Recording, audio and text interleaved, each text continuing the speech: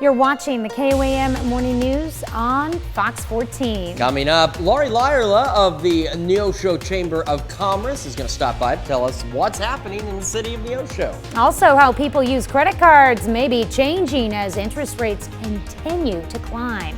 Take a look at the Skywatch storm tracker. This is the latest on Hurricane Ian as it bears down on the Florida coast. Take a look at that eye wall. We've been measuring it at 30 miles across.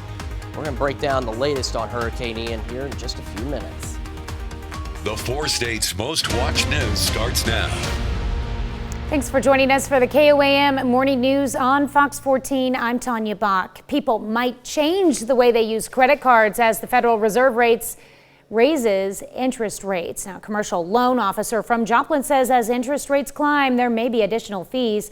So paying off your credit card balance by the end of the statement would prevent those fees. As far as being able to tell the future, unfortunately, but I would say we don't feel like rates will go down anytime soon. So just be mindful of that. So if there is an expense that you're looking at, or if there's a purchase that you're looking at, you may, if you can, wait just a little bit or see if you can get by a little bit. He also says to keep in mind the market goes in cycles.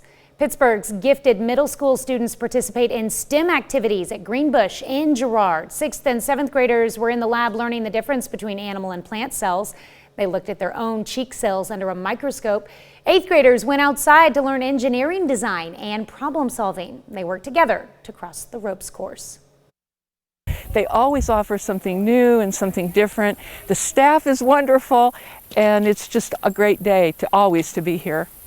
Greenbush was established in 1976 to help schools, communities, and agencies accomplish more by working together with locations in Girard, Topeka, and Lawrence. To find out more about the classes and workshops Greenbush provides, you can go to our website at KOAMnewsnow.com. Well, classrooms have filled back up with students, and that means the presence and problems of cell phones. Some teachers have implemented a threshold ban, meaning when students cross the threshold of the classroom, electronic devices get shut off. That's not just cell phones, but other devices like smartwatches and earbuds. And one English teacher at Joplin High School has encouraged his students to experience the benefits of unplugging. I asked students last year to participate in a no phone day experiment, and several students commented on how much more social their school experience was on that day. Both teachers and students agree while phones can be a distraction, they're also a communication device, and finding a middle ground is the necessary challenge. Coming up later in the show, Jet HD's Alex Carson takes us into the classrooms at Joplin High School to give us a closer look at this story.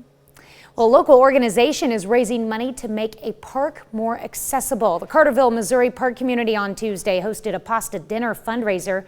Folks were able to come by, get some pasta from local restaurants, all while helping to improve the town's comment park. Officials say they want to add sidewalks to the park's pavilion and to the restrooms. Because we want people to be able to use it. We have several people that rent the pavilion, and if they have elderly family members or walkers or anything like that, they're not able to get to the pavilion right now. It's not sidewalked up to it. So our goal is to sidewalk up to it and then sidewalk over to the bathroom. Officials say any leftover funds will be used for other park improvements. Local utility electric line crews from Missouri and Arkansas are heading to Florida to help in the aftermath of Hurricane Ian. Line worker crews from 13 utilities are traveling to Orlando, where they will be dispatched to Florida municipal utilities that need electric restoration after the storm passes. The group was organized by the Missouri Public Utility Alliance. Help restore power. It means pole replacement, new transformer placement, hooking houses back up with electricity, whatever's needed to restore the distribution system of the impacted electric system in that community. City of Carthage sent 6 electric linemen. All right, we do have the latest on Hurricane Ian. As of 7 o'clock our time, just a couple of minutes ago, still a Category 4 storm, but an extremely strong Category 4. Hurricane warnings in this lighter shade of red for most of the Florida Peninsula. Everywhere else from Jacksonville to Miami, tropical storm warnings. And these are tornado reports since last night, confirmed tornado reports from Hurricane Ian. Of course, tornadoes definitely a concern with hurricanes. This is from WFTX, Fox 4 in Fort Myers, our affiliate there. Check out the size of the eye wall on this thing, and look at how close it's getting now to the shore, and it is expected to make landfall a little later today. Latest on Ian, again, maximum sustained winds are at 155 miles an hour with gusts upwards of 180 miles per hour as it bears down on the Florida coast. Here's the path. Now, the Florida Department of Emergency Management is anticipating it will become a Category 5 storm, and it'll make landfall later this afternoon northwest of Fort Myers and move across the Florida Peninsula, get into the Atlantic, and then circle back as a tropical storm on the Georgia-South Carolina border. Now here locally, we are considerably calmer. A nice sunrise at 7th and Rangeline. Temperatures good as well. 56 in Joplin under clear skies. And as we look across the region, we've got 56 Yates Center, 57 Pittsburgh, and 57 in Neosho. Going through the rest of today, we will have another unseasonably warm day, mostly sunny, 82 for the afternoon high. As we head into tonight, we're going to drop back to a seasonable low of 49 degrees. And a quick check of that 7-day. No rain in the forecast immediately, which is not good. We're going to stay unseasonably warm, clear, and dry. And then Tuesday of next week, we are watching some storm chances, and we're just hoping that that chance increases because here in the 4 states, we need rain badly. And we're watching some additional rain chances next week as well. All right, thanks, Chris. Up next, we'll have the story of 2 people brought together by a blood donation that helped save a woman's life. And later, we'll meet a retired U.S. Army colonel who is biking over 1,000 miles in honor of fallen soldiers. You're watching the KOAM Morning News on Fox 14. In Health Watch this morning, September is Sickle Cell Awareness Month. 2 women connected by the gift of life got to meet for the first time. Dick Brennan has their story. There were hugs and gratitude as Shatira Weaver met Christine Van Benskoten, the woman who donated blood for her life-saving treatment. I am extremely and inexplicably grateful for you and everyone, and I implore other people to join the ranks and get to donate blood. According to the CDC, 100,000 Americans live with sickle cell. The disorder affects mostly African Americans. It causes some red blood cells to become deformed into a sickle shape and die. Those cells clog the blood flow and can lead to infections or strokes. Patients like Weaver rely on blood transfusions to stay healthy. It is what gives me my strength back. It revitalizes me, and then I can get back to my life when that happens. So it really is interesting to see the person meet the person. That's never happened before, so it's a surreal moment. Van Benskoten says she started donating blood regularly years ago. It's a chance to show that little old 72-year-old ladies can get out and donate. The moment the 2 met was emotional for Carlene Darby, who collected the life-saving donation. It's just overwhelming and heart-rending. And Van Benskoten wants everyone to know that donating is easy. Dick Brennan, CBS News, New York. Sickle cell disease occurs among about 1 out of every 365 Black or African American births. That's according to the CDC. We have got an absolutely beautiful day for us across the area. Take a look at this sunrise at 7th and Rangeline. We're going to have more on your forecast a little later on the KOAM Morning News on Fox 14. Well, welcome back. We've got Lori Lairla in the studio this morning from the Neosho Chamber of Commerce. We've got several things that we're going to talk to her about this morning. Fall Festival, we'll talk about that in our next half hour. But right now, I want to focus on a job fair that's coming up here pretty soon. That's right. We have our fall job fair that is next Tuesday, October 4th. It's from 11 to 2 at the Neosho Auditorium. And we have probably 20 to 25 employers. Usually there's still some people coming on. So if you're an employer and haven't signed up for it, we still have a few spots left. But it's a great opportunity for employees, people seeking jobs, maybe changing careers, to come and see the opportunities available. It's a very competitive job market right now. Yeah, we were talking about the unemployment rate in Neosho. It's pretty extremely low right now. Low. So I think it's like 2%, a little over 2%. So what we're seeing now is that employers are trying to attract employees from other positions. So it's a great market for employees because people are having to pay a little bit more. They're offering more benefits, trying to attract them to their businesses. So it's a very competitive job market for all our employers are struggling for employees. So Yeah, and not all the businesses are actually from Neosho that'll be. No, we have from the surrounding area. There's some Joplin businesses that participate each time. You know, there's lots of healthcare positions, manufacturing, real estate. There's just a wide variety. It's a great opportunity to just come out. And because this is your best opportunity, you're talking to the people doing the hiring. You know, lots of times when you're going and applying someplace, you're just leaving an application, kind of waiting for them to call. This is a great opportunity. You're talking to the people that are doing the hiring. And so we encourage you to, you know, if you have a resume, bring it. If not, they'll have applications on site that you can fill out. But dress to impress, you know. I was going to say, first impressions. Yes, yeah. Come out and just see what the opportunities are. So it's from 11 to 2, so if you're working and have a lunch break that you can come out and check it out. But we're real excited. It's at the Neosho Auditorium, like I said, on October 4th, which is Tuesday, from 11 to 2. Okay. All right. What are some of the employees that will be there?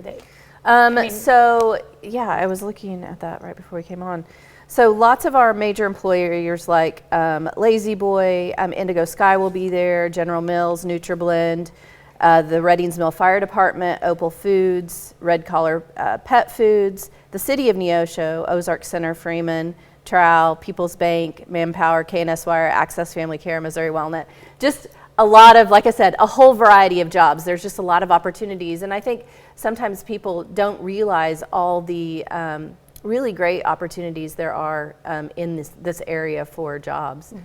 I've actually been surprised over the years finding, like, you know, I'm looking at something online and I find out that they're based in the Neosho area. Or wow, there's a lot of industry in Neosho. There is. There's a, you know, I was talking with Missouri Walnut the other day, and they were just like, we need people to know what we do. They're like the largest supplier of walnut in the world, and that's right. And their headquarters are in Neosho, Missouri. So and a lot of technology. You know, a lot of times people are like, well, I don't want to be in manufacturing. A lot of this is advanced manufacturing, very clean, high-tech environments to work in with great morale and great opportunities. So Lazy Boy's doing a huge expansion currently. I think they're at about 950 employees. They hope to get up to 1,100. So there's always lots of opportunities there for a great position. How have you seen, like, the business growth in the Neosho area over the past few years? It is just right now, I've never seen so much activity in so many of the different areas. So we've got all this building going on in our school system, real estate, although it's slowed down a little bit, there's still a huge demand for housing in Neosho. We see a lot of people moving to Neosho, especially with that I-49 connector opening up. It's very attractive to live in Neosho for great schools, lower cost of living, and work in Northwest Arkansas. So we're seeing that growth. Our downtown is just booming right now. So exciting to see new restaurants opening, a lot of new things to do in Neosho. The bike trails are beautiful. So there's just a lot going on. I had someone the other day say they were downtown. They're like, wow, it's amazing what's going on here. They were up from Eureka Springs, so they were in Neosho for lunch and said they plan to come with a ladies group once a month now to Neosho, so it's exciting. That's awesome. Okay, and you've got a college there as well. We do, Crowder College. So there is not only lots of jobs, but there's lots of opportunities for that career advancement by taking, whether getting certifications, going for workforce training. Crowder's a great partner with us and with the community. All right. And where can people go to find more information? So you can find more information on our Facebook page, Neosho Area Chamber of Commerce, on our website, neoshocc.com, and on our Experience Neosho app. Okay, and again, this is coming up next Tuesday, October 4th at the Municipal Auditorium. Yes, formerly known as the Civic, which was formerly the Auditorium. That's right. Keeps and that's changing located names, at 109 West place. Main Street. That's correct. And it'll be running from 11 to 2 for your lunch hour. Awesome. All right, well, thank you so much. We'll have you back later in the show. We'll learn more about the Neosho Fall Festival when you return. Exciting stuff. We'll be right back. It's time to honor today's four-state hero, Sergeant Gary No. Pittsburgh, Kansas native, served in Houston and San Antonio, Texas from 1974 to 1978. This recipient of the Expert Sharpshooter Medal and the Expert Grenade Medal also saved the lives of 8 men at Fort Sam Houston. To Sergeant Gary No, we thank you, today's four-state hero. A retired Army colonel is doing a cross-country bike ride to not only honor fallen U.S. soldiers who fought in Afghanistan, but to also raise funds for the survivors. Chris Kalinda has more on how he has now lost more former troopers under his command to overdoses and suicides than to deaths in combat. Jake Tapper has his solemn mission. 1 mile down, 1,688 to go. For most cyclists, biking cross-country would seem like a grueling challenge, but for retired Army Colonel Chris Kalinda, it's a solemn mission. This bicycle ride is part of that, just respecting their service and sacrifice. You see, in 2007, Kalinda led a group of 800 paratroopers in Afghanistan on a particularly brutal tour. He lost 6 men, 3 of whom I wrote about in my book about the dangerous and deadly combat outpost Keating. Their deaths are my responsibility. I feel that every day. 15 years later, Kalinda will bike to each of their graves, to visit them, to honor them, to ensure that they are never forgotten. Their names even etched on his bike. I want people to know them as flesh and blood Americans and not just as names on the, etched in granite. So Kalinda rides, raising money for both his unit's veterans as well as for a scholarship endowment in the names of the fallen soldiers. I want to do something special to commemorate their service and sacrifice. Kalinda says he's raised more than $120,000 so far and counting. But this trek is also about the other 794 soldiers in Kalinda's unit. As of now, he's lost more men to suicide and overdoses than to the insurgents they once battled. I like to call it PTSN, post-traumatic stress normal, because if you're normal, you are going to be affected by these experiences. There are people who are struggling with belonging and purpose, and we want to get them the resources and support they need. Kalinda has painstakingly mapped out each mile of his 28-day journey, visiting the grave sites and families of Sergeant Adrian Hike, Specialist Jacob Lowell, Staff Sergeant Ryan Fritchie, Captain David Boris, and ending in Arlington National Cemetery for Major Tom Bostic. Our unit was 91st Cavalry. Y'all are on Highway 91. But first, Kalinda starts here in Spalding, Nebraska, to pay his respects to Private First Class Chris Pfeiffer, surrounded by his loved ones and beloved community. Chris was always on top of it. And in a place like Afghanistan, when you can count on somebody to always do the right thing, that is absolutely invaluable. And with the cheers and support of new friends, Chris Kalinda sets off, determined to follow through on his mission, one pedal stroke at a time. On Tuesday, Kalinda visited Adrian Hike's grave in Iowa. He says his mission is going well so far. All right, the latest on Hurricane Ian, as everybody is keeping a very close eye on it as it bears down on Florida. And you can see in this latest radar refresh, there's a new tornado warning here and another smaller one right here on the east coast of Florida as well. And of course, tornadoes just one of the many concerns associated with a hurricane.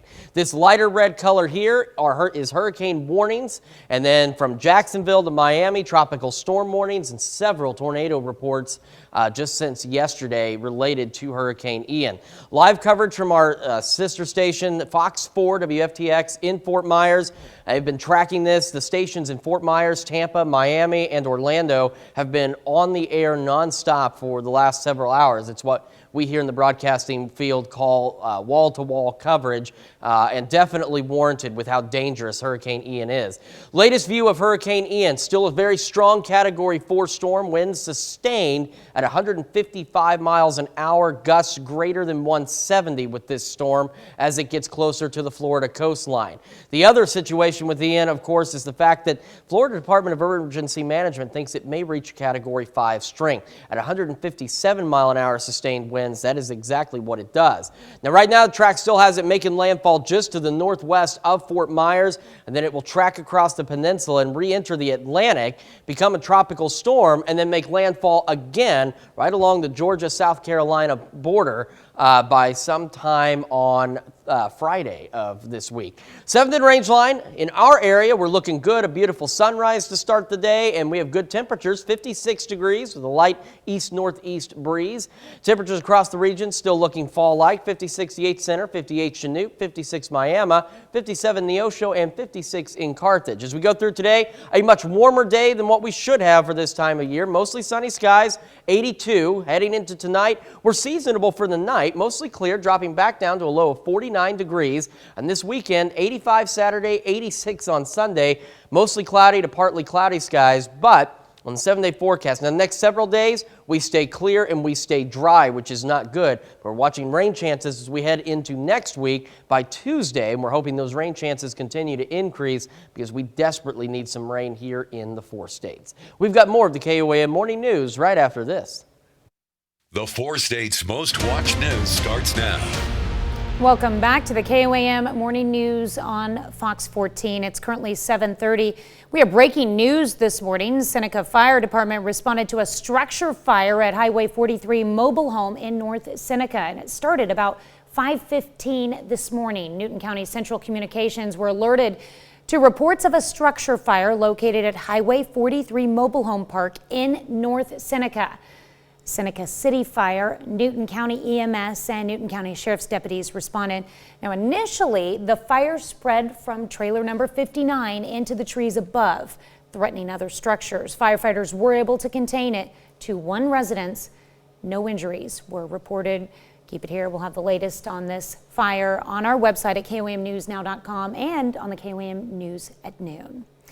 Well, KOAM is always looking to hear from aspiring journalists, so we're continuing a program where we air stories shot, written, and edited by local students. Now, this next story comes from Joplin High School. It's likely you have a cell phone on you right now, but do you know when it's appropriate to get it out during school? Jet HD's Alex Carson talks to students and teachers to find the answer. After a long summer of scrolling, students are back and they brought their phones. But when can they use them in class? Brendan Cooney is an English teacher and is wanting stricter rules on cell phones in class. Here at JHS, this year, teachers are telling students that what we have is a threshold ban. So students may not use their smartphone or their smartwatches or earbuds once they cross the threshold of the classroom. Mr. Cooney, as well as many other teachers, feel that cell phones have hurt students' academic and social life. Especially since the pandemic, that the level of addiction to these devices has been greater. I see students sit next to each other and they look at their phones and they don't talk. Although many teachers are for putting away the phones, some students not so much. Junior Anna Barnhart feels it's been quite inconvenient. I think all my friends have basically just been kind of irritated by it and just annoyed that when they're finished with their work, they can't get on their phones as much as they would like. Without unlimited access to their phones, safety is also a concern for students. I 100% think there are safety concerns because getting in contact with parents is something really important that I think we should be allowed to do, or else I wouldn't feel as protected in this environment. Putting away the phone is a rude awakening for some. But Cooney has seen firsthand how beneficial unplugging can be. I asked students last year to participate in a no phone day experiment, and several students commented on how much more social their school experience was on that day. Both Cooney and Barnhart agree phones can be a distraction, but finding the middle ground is the challenge. Reporting for Jet HD, this is Alex Carson. Again, thanks to Joplin High School student Alex Carson for that report. She did a good job. She did an excellent job. Well, this morning we're discussing diversified Barbie dolls. Mattel brings inclusion to its latest line of Barbie dolls with Barbies and Kens with a variety of skin tones, body types, and disabilities. And now kids with vitiligo, a condition that affects skin pigment, can feel like they're not alone, and kids with hearing aids can feel heard. The dolls will have more than 175 different looks. Which brings us to our question, how do you feel about diversified Barbie dolls? So far, 51% of you say you like them. 31% of you say no opinion one way or the other, and 18% of you say they're not necessarily a good idea. Remember, you can vote through our website, through the app, and of course take part in the discussion on our Facebook page. Quick look outside, 7th and Range Line. The sun is coming up. In fact, just because we're now getting into fall, the sun hiding behind the trees. So why don't we take a slightly nicer look out there at 7th and Range Line. Yeah, there we go. We can see a little more of that sunlight.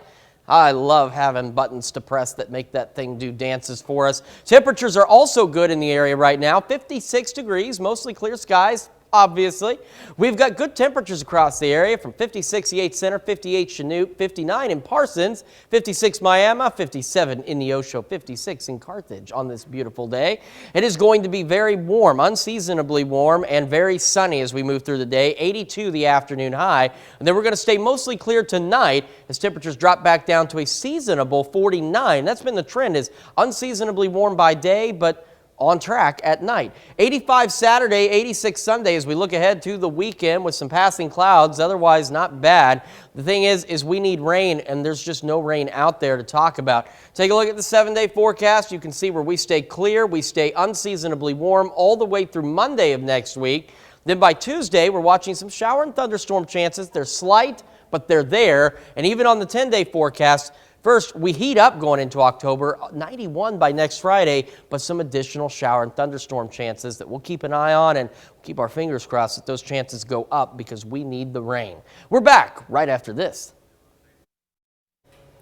Welcome back. Lori Lyra is joining us again from the Neosho Chamber of Commerce, here to tell us about a big event going on in Neosho this weekend. Yes, our annual Fall Festival is this weekend, one of my favorite times of the year, and the weather is looking like it's going to be perfect for a great day, family day to come out and just enjoy all kinds of activities in downtown Neosho. And it starts really early with a pancake feed. So the Lions Club does their annual pancake feed, and that's from 7 to 10. They have it at the auditorium.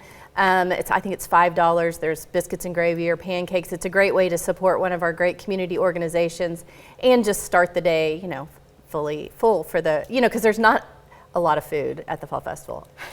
There's so much food. Yes, there's so much food. But yeah, so all of the events are down in the historic downtown square, all around the square. The events on the square kick off at 10 a.m. And go till 6. So a variety of things all day. There's live music all day on the main stage and performances, and then there's a secondary stage in Artist Alley, which is on Wood Street. So there'll be live art.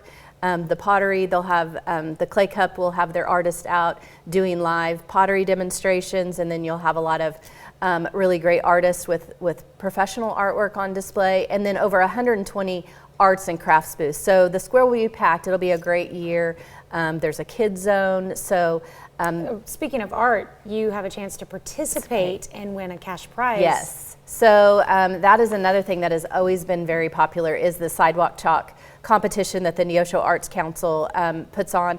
There's 2 categories of kids, and it is free for them to participate. They'll provide you with the chalk. You might need to bring some things to help do it. Some claws or sponges help, and some wet wipes are always good because it's a little bit messy. And then for adults 16 and up, it's $10 to enter. They'll have places marked all around the square. You'll get a square that you get to design, and then so that's from 10 to 2, and at 2 o'clock they'll judge. They do have cash prizes, so it's a fun thing. We have some really talented artists that come out and participate, both the kids and then so you don't have to take the full 4 hours. No, you could come anytime during that time. Sometimes people want to get there. I think the weather's going to be nice. Sometimes we have hotter days, and so people want to get that done early. But it's always fun. And then you have all the opportunity to just walk around on the sidewalks and look at all the sidewalk. But that's fun to look at. Okay, so, and there's also a race that you can participate in. Yeah, so the coaster car Soapbox Derby race has been really popular. I think we're probably close to 10 years of that event. It happens on the 200 block of South Washington. So it's a hill. We were asking before, so a Soapbox car doesn't have a motor, so it's all by gravity going downhill, and it's fun to watch. You still have time to build that out. You can find those rules because it has to be built a certain way, kind of some certain specifications. You can find that on the city's website, on the Fall Festival, we have all the information on the Celebrate Neosho app, so you can find those rules. But you get there and register at by 10:30. The race is at 11:30. Super fun. So fun to watch too. Oh, I bet. Yeah. Oh, that's always fun. Okay, and there's actual cars that will participate in a cruise-in. So we have a cruise-in. It kicks off at noon. Registration starts at noon. It's in a little bit different location than it's been in the past. It still will be, you'll come into the square at Main and Wood Street, and then the parking for the car show will be in front of the auditorium. So that parking on Main. Definitely come out, and then the Neosho Cruise Group is going to have a cruise in town after the Fall Festival from 7 to 10. And if you haven't heard about the cruises, they've been extremely popular. People come out, they're cruising down the boulevard, people sit and watch. It's a lot of fun. Okay. So we didn't talk about the food trucks. There's lots and lots of food trucks. So it's definitely, there's no shortage of food. And then we have new restaurants. Eastside Social is one of our new restaurants. They'll be open, I think, with drinks and appetizers, and you can see it. Spring Street Bar and Grill, Briar and Thistle, all our restaurants downtown will be doing special events and offering food choices as well. So you definitely want to come hungry and bring the kids for free. There's some of the activities are free, like bounce houses, and laser tag is going to be free, provided by the city. But then there's also some activities, the carnival games and stuff that you can pay to participate in, and face painting, that kind of stuff. So really fun day. Sounds like a lot of fun. So the activities with the Fall Festival at the square are from 10 to 6, and then, but if you want to go have pancakes earlier, that starts at 7. You can start early. And then, when you're in Neosho, there's lots of other events and activities going on. I know Antiquish is having a fall parking lot sale, which brings people from all over.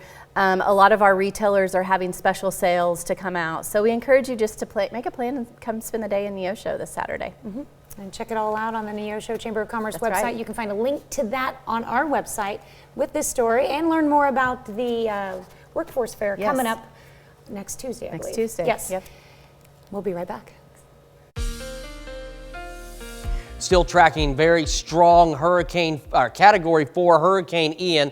These, again, hurricane warnings for a good chunk of the Florida Peninsula, and then from Jacksonville to Miami, tropical storm warnings. And you can also see all of these tornado reports here just since yesterday from Hurricane Ian. And, of course, tornadoes a major concern with hurricanes. We've been watching coverage from Fox 4 WFTX, our Fox affiliate down in Fort Myers, where they've been tracking this. Stations in Tampa, Miami, Orlando, and Fort Myers have all been on the air for the last several hours straight tracking Ian. Here's our latest on Ian. Still a strong Category 4 storm off the coast of Florida. 155 mile an hour sustained winds. You can watch as the loop continues how rapidly it began to intensify. At 157 miles an hour, it becomes a Category 5 hurricane, and the Florida Department of Emergency Management is expecting that to happen. Right now, there it is, moving north-northeast at 10, expected to make landfall. This is just by right now, gusts of 190 miles an hour. 190 mile an hour wind gusts, making landfall later this afternoon just to the northwest of Fort Myers. Tracks across the Florida Peninsula, loses strength, becomes a Category 1 hurricane south of Daytona Beach, re-enters the Atlantic, and then returns to the United States shoreline around the South Carolina and Georgia border as a tropical storm. So a very dangerous situation in the southeast, and we'll have more on it as it develops, and more, of course, on the KOAM News at noon. Back here at home, a much calmer situation for us. Clear skies, 56 degrees in Joplin, and we have got decent temperatures around the area. 56 Center, 57 Chanute, 58 Columbus, 56 Miami, and 56 in Anderson. Going through today, another unseasonably warm day, 82 degrees, mostly sunny skies. Will be mostly clear heading into tonight. Temperatures will gradually drop back to a seasonable low of 49 degrees. And then let's take a look at the 7-day forecast. We've got unseasonably warm temperatures all week long, and we stay clear with some clouds Saturday and Sunday, and dry, which is not good news for our drought situation because we desperately need rain. Overnight lows remain seasonable, though. Then we look at Tuesday, where we've got chances of showers and thunderstorms. They're low, but they're there. Then heading into October, We reach 91 by next Friday is the projected high. We're also watching additional shower and thunderstorm chances that we are hopeful will come through and actually increase because, again, we desperately need some rain here in the 4 states. We're back with more after this, but first, let's take a look at the market prices before the opening bell.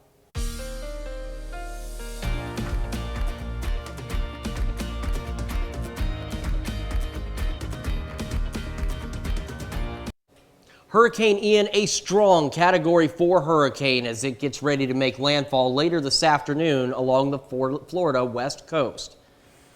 Well, flights are halted and residents are told to evacuate. Officials are warning to prepare for the worst. Gloria Pazmino with more on the storm and how people are preparing. Now, the rain has already started falling here in Tampa. 2.5 million people across the entire state of Florida are under an evacuation order. Officials asking people to take that warning seriously. The storm is approaching. It will make a direct hit here on this part of the state. Officials concerned about catastrophic flooding. Residents across the Sunshine State are bracing for what's expected to be a major hurricane, which already caused severe damage in Cuba. Hurricane Ian churning in the Gulf. For the first time in 100 years, a hurricane could directly hit Tampa. Biggest concern is the water. We are not getting out of this unscathed, and there is going to be flooding throughout the Tampa Bay area. Tampa could see surge waters as high as 7 feet. The storm is likely to slow down over the city, causing more rainfall and flooding. So we're talking not just the bay, but our rivers, our canals. I mean, every source of water is going to be flooded. Flights halted across much of the state. Dozens of residents lining up to get sandbags in Tampa and Orlando. All of Florida bracing for the storm. The main message I have for everyone in Florida is that this is going to impact everyone in different ways. So you need to stay focused.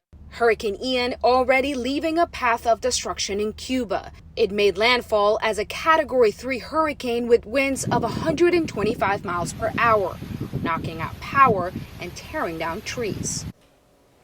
Officials warn of historic flooding, catastrophic flooding over the next couple of days, especially in the areas from Fort Myers to Tampa. Now, Tampa, of course, and Fort Myers, surrounded by rivers, canals, and, of course, the coastline. Officials say they're most worried about the water moving inland and causing damage to property and life. And that's what some of our affiliates down in the Fort Myers area have been talking about this morning, is the storm surge potential and how far inland it could reach. These are the hurricane warnings and tropical storm warnings associated with Ian, as well as tornado reports since last night from Hurricane Ian. Unfortunately, they're not showing anything really good right now, but this is our affiliate FOX4 in Fort Myers. We've been watching them, keeping an eye on everything that's going on down there. This is the latest on Ian, a very strong Category 4 storm with winds, sustained winds of 155 miles per hour as it continues to track north-northeast at about 10 miles an hour. At 157 miles an hour, by the way, that's when it becomes Category 5. Florida Department of Emergency Management expecting that to happen.